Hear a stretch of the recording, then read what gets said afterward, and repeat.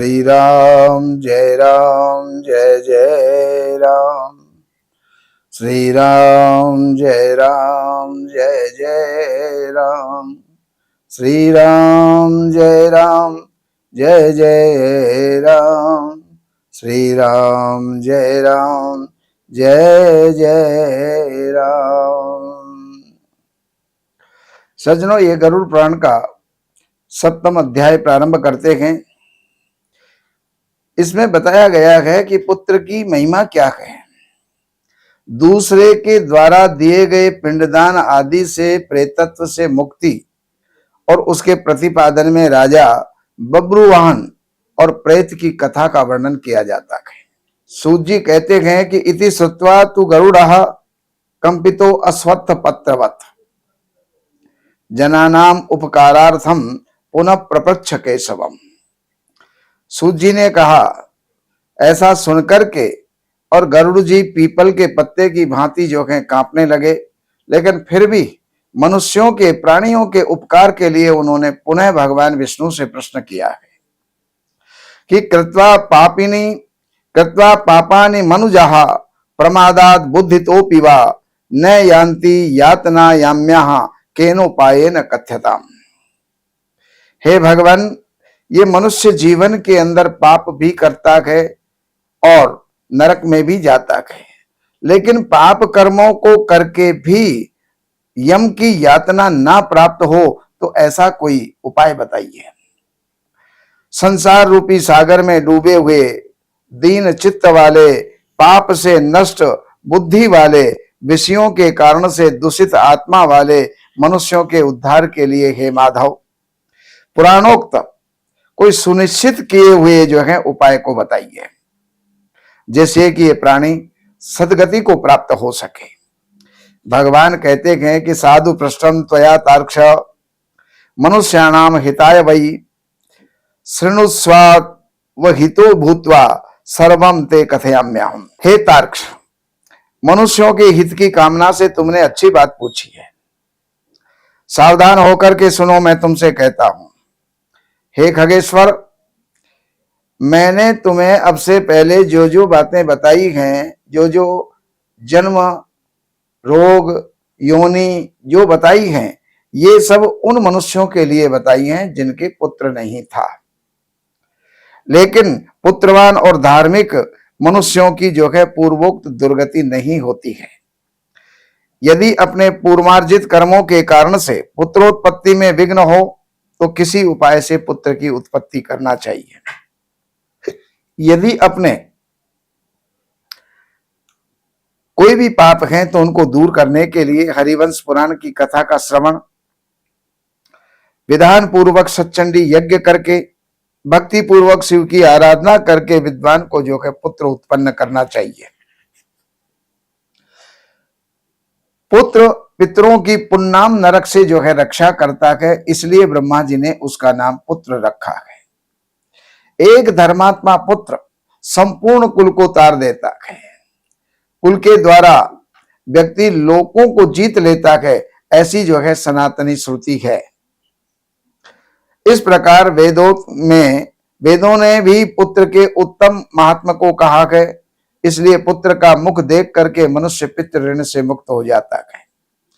पौत्र का स्पर्श करके मनुष्य देव, ऋषि और मनुष्य तीनों ऋणों से मुक्त हो जाता है। पुत्र, पौत्र और प्रपौत्र से यमलोकों का अतिक्रमण करके स्वर्ग आदि को प्राप्त करता है। ब्राह्म विवाह की विधि से ब्याही गई पत्नी से उत्पन्न और पुत्र ऊर्ध्व गति को प्राप्त कराता है, यानी उच्च गति को प्राप्त करवाता है। संग्रहित पुत्र अधोगति की ओर ले जाता है। तो हे खगेश्वर, ऐसा जान करके व्यक्ति हीन जाति की स्त्री से उत्पन्न पुत्रों को त्याग दे। हे गरुड़, सवर्ण पुरुषों से सवर्ण स्त्रियों में जो पुत्र उत्पन्न होता है उसको औरस पुत्र कहा जाता है, और वो ही श्राद्ध प्रदान करके पितरों को स्वर्ग प्राप्त करने के कारण बनते हैं। औरस पुत्र के द्वारा दिए गए श्राद्ध से पिता को स्वर्ग की प्राप्ति होती है। इस विषय में मैं तुम्हें कहता हूं। दूसरे की, ये तो स्वयं के पुत्र के द्वारा दिए गए श्राद्ध से मोक्ष की प्राप्ति होती है, स्वर्ग की प्राप्ति होती है। यहां पर शास्त्र में बताया है दूसरे के द्वारा दिए गए पिंडदान आदि से भी स्वर्ग की प्राप्ति हुई है। यहां एक प्राचीन इतिहास कहता हूं जो और दैहिक दान से श्रेष्ठ महात्मा को सूचित करता है। हे तार्क्ष, पूर्व काल में त्रेता युग में महोदय नाम के नगर के अंदर महाबलशाली और धर्मपरायण बब्रुवान नाम का राजा रहता था। यज्ञानुष्ठान परायण, दानियों में श्रेष्ठ, लक्ष्मी से संपन्न, ब्राह्मण भक्त, साधु पुरुषों के प्रति अनुराग रखने वाला, शील और आचार आदि के गुणों से युक्त, स्वजनों के प्रति अपनत्व और इतर जनों के प्रति दया का भाव से संपन्न था। क्षात्र धर्म परायण वो राजा बब्रुवाहन और उस पुत्र की भांति अपनी जो है प्रजा की रक्षा करता था, पालन करता था, दंड देने योग्य अपराधियों को दंड देता था। वो महाबाहु किसी समय सेना के साथ शिकार के लिए जो है जंगल में गया, नाना वृक्षों से युक्त एक घनघोर वन के अंदर प्रविष्ट हुआ और नाना मृग समूहों से व्याप्त और अनेक पक्षियों से जो निनादित था। उस समय राजा ने वन के मध्य में दूर से एक मृग को देखा। राजा के द्वारा सुदृढ़ बाण से विद्ध हुआ वो मृग बाण के सहित ही रुधिर से जो है गीली घास पर जो है अंकित चिन्ह से राजा ने जो है उसका पीछा किया। वो मृग के प्रसंग में वो राजा दूसरे वन के अंदर पहुंच गया। भूख प्यास से सूखे हुए कंठ वाला, परिश्रम से संतप्त पीड़ित उस राजा ने एक जलाशय के समीप पहुंच करके घोड़े के साथ में ही वहां पर स्नान किया और कमल की सुगंध आदि से सुगंधित शीतल जल का पान किया। और उसके बाद वो जलाशय के बाहर निकल करके श्रम रहित राजा बब्रुवान ने वृक्ष रूपी विशाल शाखाओं के कारण फैले हुए मनोहर और शीतल छाया वाले एक पक्षी समूह से कूजित बड़का पेड़ देखा, बट वृक्ष देखा। वो वृक्ष संपूर्ण वन की महती पताका की भांति स्थित था। उसकी जड़ के पास जाकर के राजा बैठ गया। उसके बाद राजा ने भूख और प्यास से व्याकुल इंद्रियों वाले, ऊपर की ओर उठे हुए बालों वाले, अत्यंत मलिन और कुबड़े, मांस रहित भयावह एक प्रेत को देखा। उस विकृत आकृति वाले भयावह प्रेत को देख करके बब्रुवान विस्मित हो गया और प्रेत भी घने जंगल में आए हुए राजा को देख करके चकित हो गया।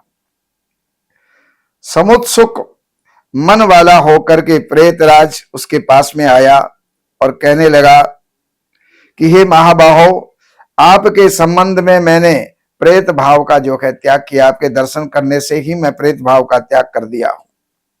मेरा प्रेत भाव छूट गया है, मैं परम शांति को प्राप्त हुआ हूं। आप धन्यतर हो गया हूं, आप धन्य हैं। राजा कहने लगा कि कृष्णा वर्ण करालस्य प्रेतत्वम घोर दर्शनम केन कर्म विपाकेन प्राप्तम ते बब्ब मंगलम। हे कृष्ण वर्ण वाले, हे काले स्वरूप वाले, भयानक रूप वाले हे प्रेत, किस कर्म के प्रभाव से देखने में डरावने लगने वाले बहुत ही अमंगलकारी प्रेतत्व स्वरूप को तुमने कैसे प्राप्त किया? हे तात, अपने प्रेतत्व की प्राप्ति का कारण बताओ। तुम कौन हो? किस दान से तुम्हारा प्रेतत्व छूट सकता है? तो प्रेत जो है उस राजा से कहने लगा कि हे राजन, मैं आरंभ से अपनी बात बताता हूं। प्रेतत्व का कारण सुनकर के आप कृपया इसे दूर करने की दया करेंगे। राजन, वैदिश नाम का एक नगर था जो सभी प्रकार की संपत्तियों से समृद्ध, नाना जनपदों से व्याप्त, अनेक प्रकार के रत्नों से परिपूर्ण, धनिकों के भवनों, देव और राज प्रासादों से सुशोभित था, अनेक प्रकार के धर्मानुष्ठान से युक्त था। हे तात, मैं वहां पर रहता हुआ निरंतर देव पूजा किया करता था। और आपको विदित होना चाहिए, मैं वैश्य जाति में उत्पन्न हुआ, मेरा नाम सुदेव था। मैंने हवन करके देवताओं को और श्राद्ध आदि से पितरों का मैंने तर्पण किया है। अनेक प्रकार के दानों से मैंने ब्राह्मणों को संतुष्ट किया और अनेक बार दीन, अंधे, जरूरतमंद मनुष्यों को मैंने अन्न का दान दिया है। किंतु हे राजन, ये मेरा सारा सत्कर्म दुर्दैव से निष्फल हो गया। जिस कारण मेरा सुकृत निष्फल हुआ है वो मैं आपको बताता हूं।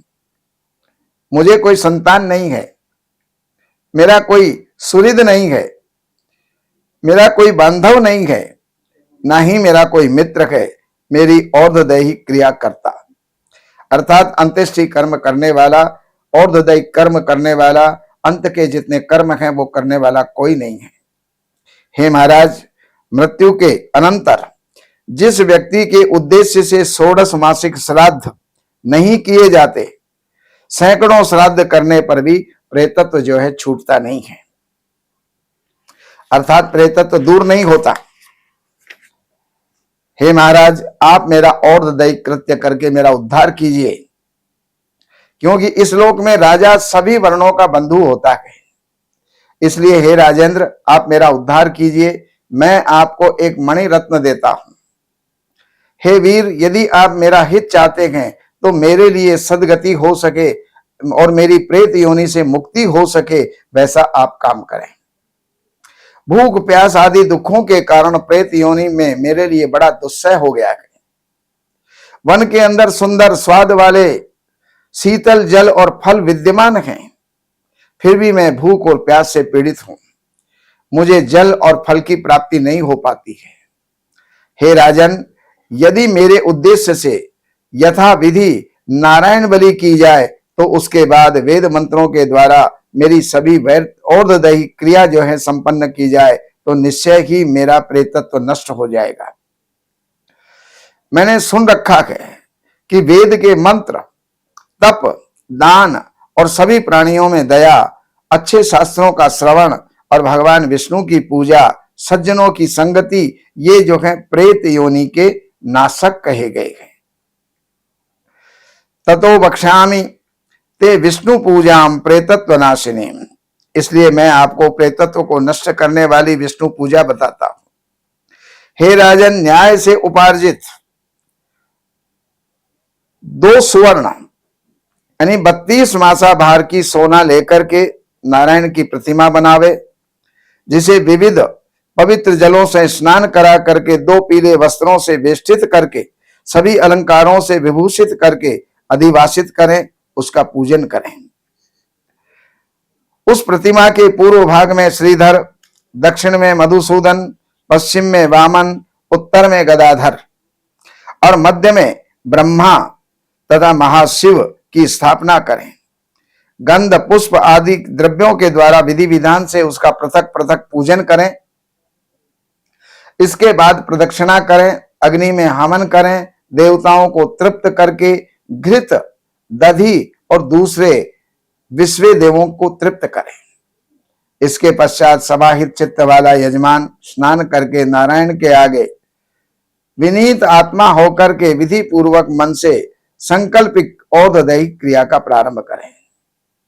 क्रोध और लोभ से रहित होकर के शास्त्र विधि से सभी श्राद्धों को करे और व्रतोत्सर्ग करे। ब्राह्मणों को 13 पददान करे, फिर सैयादान देकर के प्रेत के लिए प्रेत घट का दान करें। राजा कहने लगा कि हे प्रेत, किस प्रकार से प्रेत घट का निर्माण करना चाहिए, किस विधान से उसका दान करना चाहिए, सभी प्राणियों के ऊपर अनुकंपा करके और मुझे आप बताइए, दान देने के विषय में बताइए। तो प्रेत ने कहा, हे राजन, आपने ठीक पूछा है। जिस सुदृढ़ दान से प्रेतत्व नष्ट नहीं होता है उसे मैं कहता हूं। प्रेत घट का दान सभी प्रकार के अमंगलों का विनाश करने वाला है, सभी प्रकार के लोगों में दुर्लभ है, दुर्गति को नष्ट करने वाला है। ब्रह्मा, विष्णु और शिव लोकपालों से युक्त तपाए हुए सोने का एक घड़ा जो है बना करके उसमें दूध और घी आदि से पूरा भर करके भक्ति पूर्वक प्रणाम करके ब्राह्मण को दान करना चाहिए। तुम्हें अन्न दान करने की फिर आवश्यकता नहीं रहती है। हे राजन, इस घड़े के मध्य में ब्रह्मा, विष्णु, कल्याण करने वाले भगवान शंकर की स्थापना करे एवं घट के कंठ में पूर्व आदि दिशाओं के अंदर क्रमशः लोकपालों का आवाहन करें। धूप दीप चंदन आदि से विधिवत पूजा करके दूध और घी के साथ हिरण्यमय घट का ब्राह्मणों को दान करें। और हे राजन, प्रेतत्व की निवृत्ति के लिए सभी दानों में श्रेष्ठ और महापातकों का नाश करने वाला है, इस दान को श्रद्धा पूर्वक करना चाहिए। तो भगवान विष्णु कहते गए, हे गरुड़, प्रेत के साथ इस प्रकार बातचीत हो ही रही थी कि उसी समय पर हाथी घोड़े आदि से व्याप्त राजा की सेना वहां पर आ पहुंची। सेना के आने पर राजा को महामणि दे करके उसे प्रणाम करके और पुनः प्रार्थना करके प्रेत जो था वो अदृश्य हो गया। हे पक्षीराज, उस वन से निकल करके राजा भी अपने नगर को चला गया और अपने नगर में पहुंच करके प्रेत के द्वारा बताए हुए वचनों के अनुसार विधि विधान के साथ में और दैहिक क्रिया का अनुष्ठान किया। उसके पुण्य प्रदान करने से मुक्त होकर के प्रेत जो है स्वर्ग को चला गया। जब दूसरे के द्वारा दिए हुए श्राद्ध से प्रेत की सदगति हो सकती है, तो फिर पुत्र अगर स्वयं अपने माता पिता के लिए कुछ करता है तो उसमें सदगति हो जाए, इसमें आश्चर्य क्या है। इस पुण्यप्रद इतिहास को जो सुनता है या सुनाता है, वो दोनों पापाचारों से युक्त होने पर भी प्रेतत्व को प्राप्त नहीं होते। बोलिए विष्णु भगवान की जय। श्री राम जय राम जय जय राम। श्री राम जय राम जय जय राम। श्री राम जय राम जय जय राम। श्री राम जय राम जय जय राम। बोले विष्णु भगवान की जय।